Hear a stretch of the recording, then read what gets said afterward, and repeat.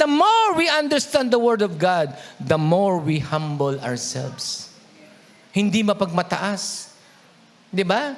So ating teaching po, inilalagay hindi sa isip, kumbaga itinatabi sa puso. We learn how to lower ourselves. Amen po ba? Sa kaharian ng Diyos, hindi nagmamataas. Sa kaharian ng Diyos, lahat ay nagpapakumbaba.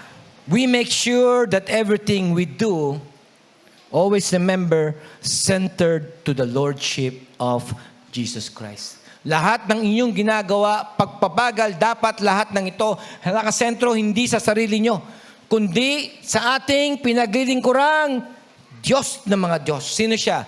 Ang Panginoong Jesus. To whom be the glory and honor and praise sa Kanya lamang. Purihin po ang Panginoon. Hallelujah.